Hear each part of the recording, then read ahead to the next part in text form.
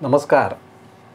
आपण मागील 10 भाग जन्मकारण या शीर्षकाखाली अनेक विषय असे स्केचच्या माध्यमातून समजून घेतले.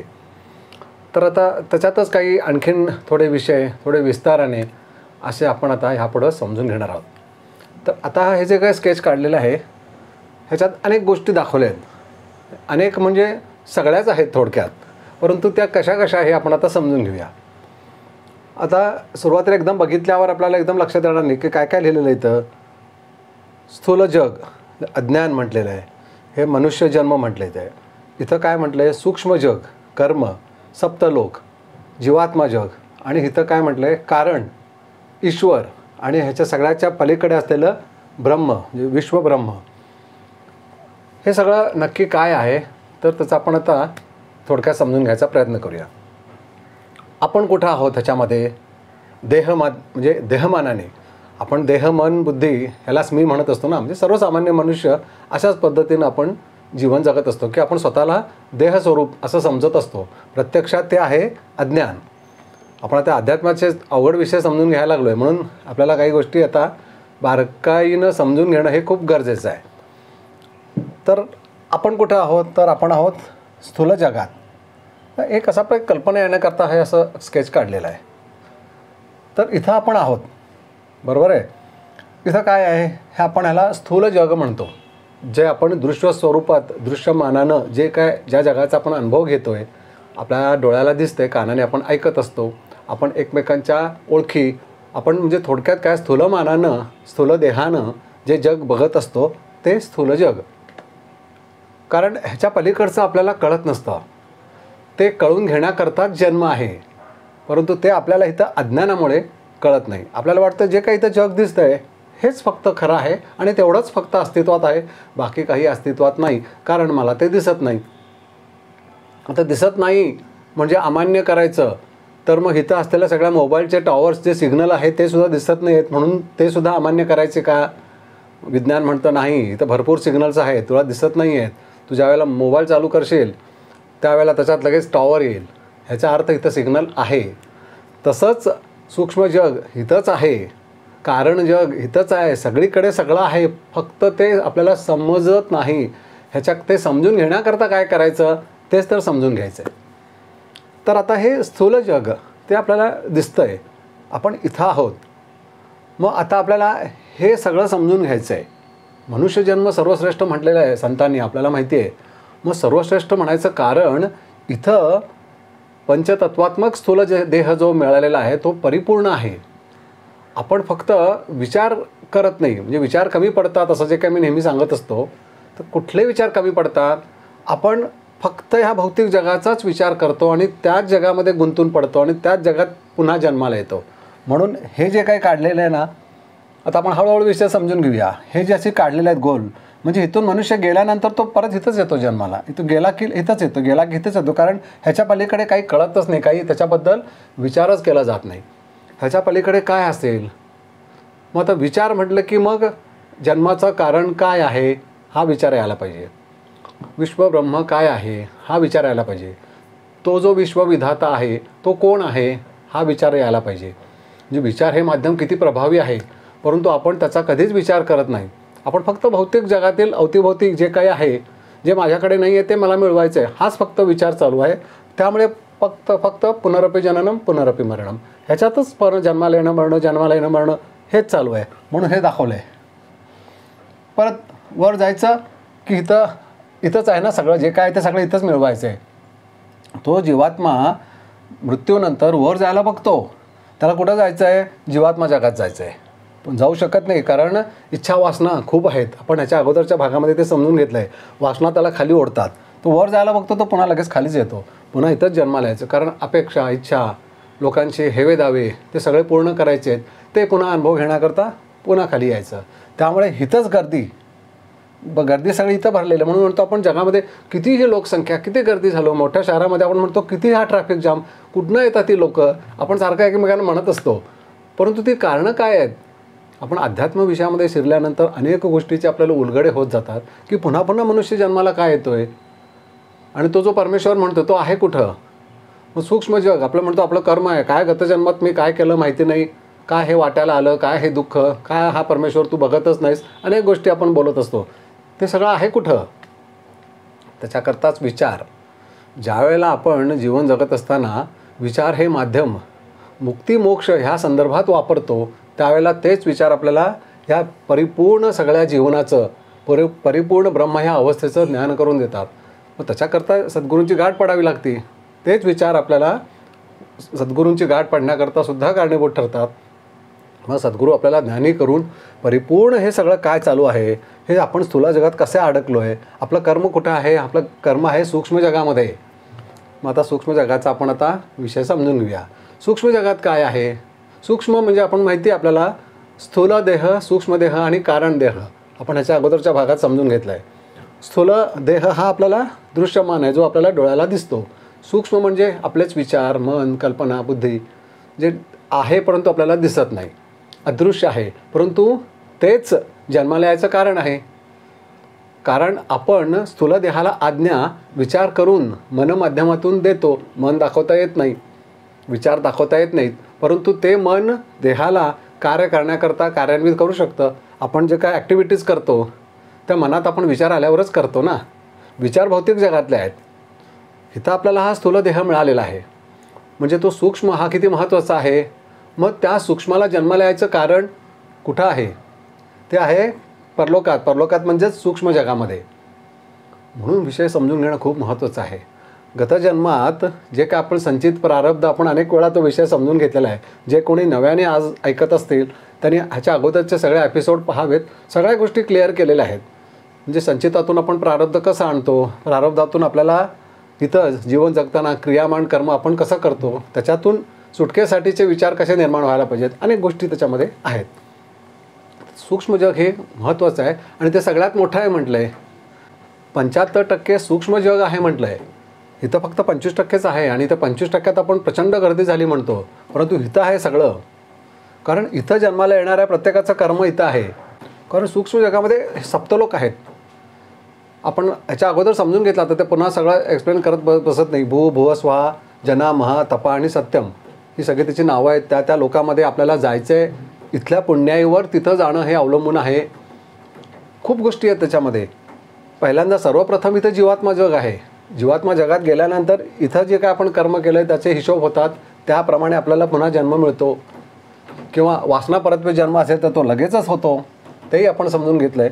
इथं गेलं की लगेचच खाली यायचं, कारण ते इच्छा वासना खालीच ओढतात लगेच. तो गेल्या क्षणी तो पुन्हा इथंच यायला बघतो. तो सूक्ष्म जगात जाऊन त्याचे हिशोब होण्यापर्यंत तो जातच नाही पुढं. इतका डेंजरस असे हे जन्म असतात.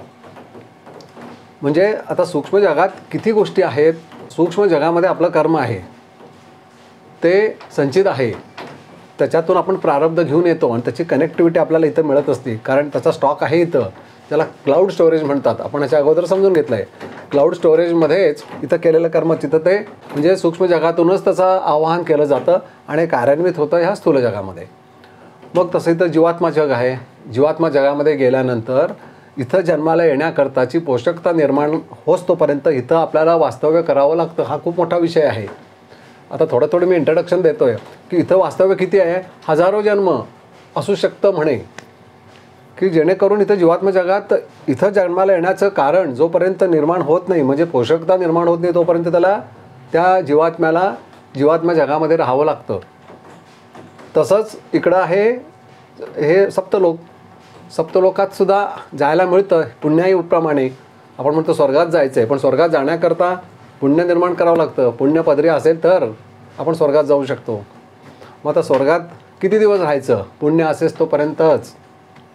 कायमस्वरूपी स्वर्ग नाही आहे. पुण्य संपलं की पुन्हा यायचं आहे.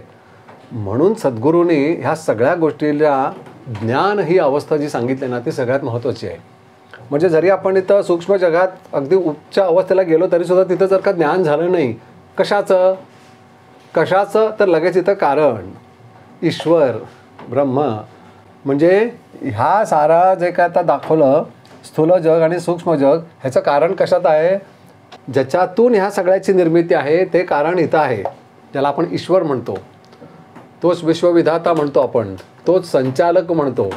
की त्याच्या अंडरच म्हणजे त्यांनी जो काही कर्माचा सिद्धांत लागू केलेला आहे, त्यांनी जी काही नियमावली लागू केलेली आहे त्या नियमावलीप्रमाणेच स्थूल जग आणि सूक्ष्म जग हे कार्य करतं, त्याच्या कंट्रोलमध्येच आहे.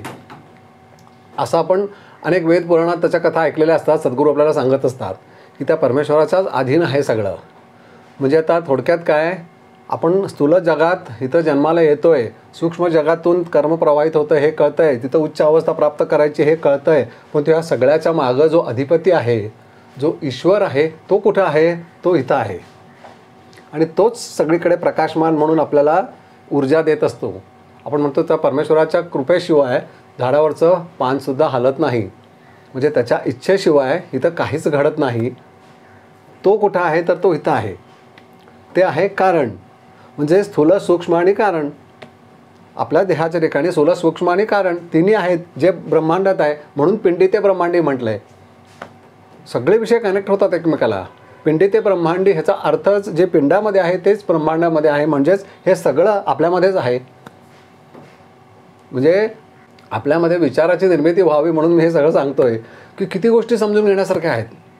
पिंडी ते ब्रह्मांडी का म्हटलं आहे? कारण हे सगळं आपल्याच देहाच्या ठिकाणी स्थूल, सूक्ष्म आणि कारण आतच आहे. तो परमात्मा कुठं आहे आपण समजून घेतोय. आत्मा म्हणजेच परमात्मा. तो आतच आहे, त्याच्याशिवाय अस्तित्वच नाही, त्याच्याशिवाय काहीच घडत नाही. आपण म्हणतो मी देवाला मानत नाही. नको मानू, मानायची गरजच नाही, कारण तोच आहे आतमध्ये.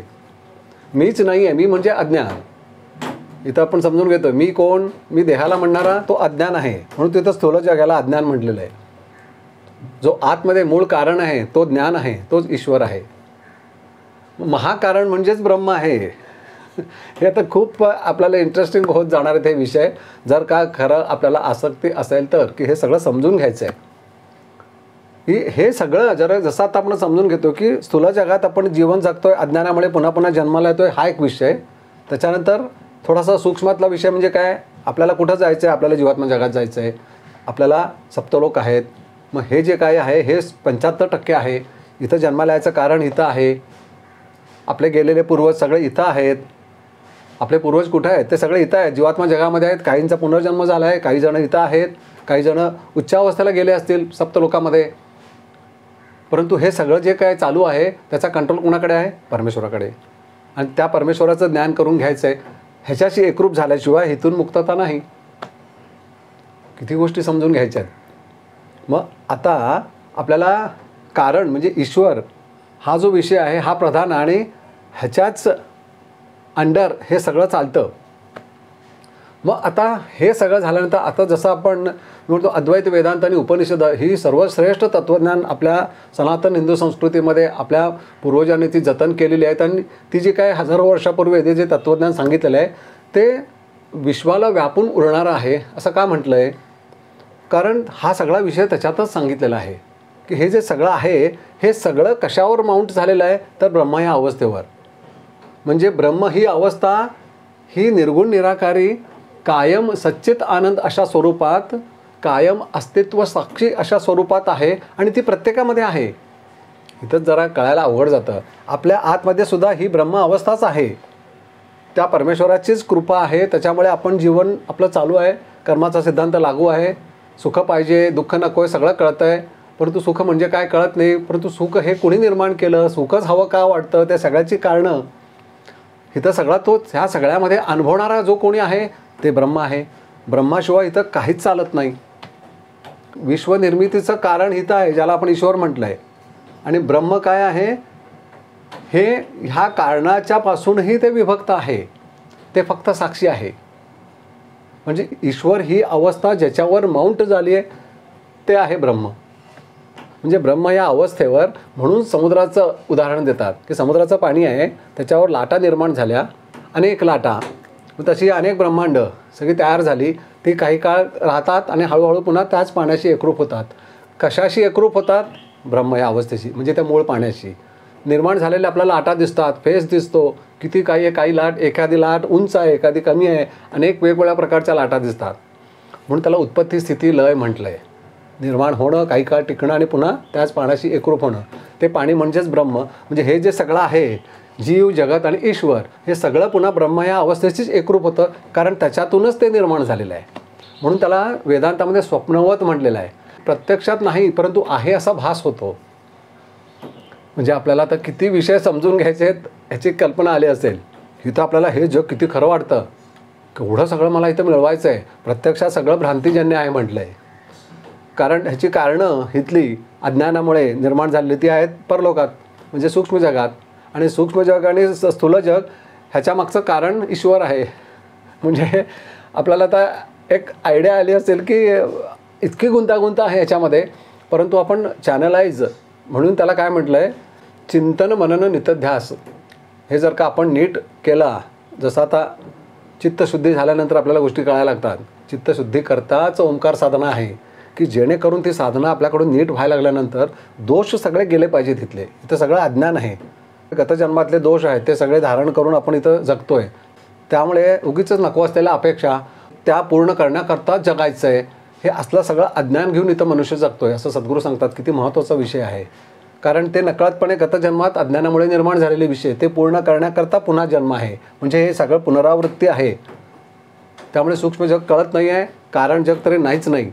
त्या कारण जगाला म्हणजे जो परमेश्वर, जो विश्वविधाता आहे, तो सगळ्यांच्या पाठीशी आहे, परंतु त्याचं अस्तित्व जाणवत नाही. कारण इथं जन्मकारणामध्ये अतिशय मलिनता आहे. नको असलेले विषय घेऊन जन्माला यायच्या प्रवृत्तीमध्ये, त्या प्रकृतीमध्ये मनुष्य अडकलेला आहे. मग जर का आपण साधना करून चित्तशुद्ध झालं, आंतरिक अवस्था विकसित व्हायला लागली, म्हणून कोशांची शुद्धता म्हटलं आहे, ते जर का व्हायला लागलं तर नकळतपणे सूक्ष्म जगाची जाणीव होईल. आणि मग त्याच्या पलीकडे असलेलं जे कारण आहे, ज्याला ईश्वर म्हटलं आहे, तो कसा कार्य करतो हे कळेल. आणि मग त्याच्यानंतर ब्रह्म ह्या अवस्थेतच हे सगळं निर्माण कसं झालं आहे ते वेदांतात त्याचं कसं दर्शन आपल्याला दिलेलं आहे. वेदांतात ते सगळं कसं ज्ञान भरभरून आहे, वेदांत आणि उपनिषदात ते आपल्याला कळायला लागतं. आणि मग हे सगळं मायारूपी स्वप्नवत असं हे जग कसं कार्य करतं हे आपल्याला कळायला लागतं. खूप इंटरेस्टिंग विषय आहे. मी आता वेगवेगळ्या पद्धतीनं सांगायचा प्रयत्न करतो आहे. आपल्या सगळ्यांना आवडतं हे मला माहिती आहे, कारण आपण सगळे मला फोन करत असता, मेसेज पाठवत असता. हे सगळं तुम्ही स्केचवर जे काढता ते खूप इंटरेस्टिंग आहे असं मला कळवत असता, म्हणून मी हे आणखीन वेगवेगळ्या पद्धतीनं सोपं करून सांगायचा प्रयत्न करत आहे. तर आपल्याला ह्याच्यात आणखीन काही विचारायचं असेल, काही समजलं नसेल तर अवश्य मला मेसेज करा, फोन करा. मी कायम उपलब्ध आहे. धन्यवाद.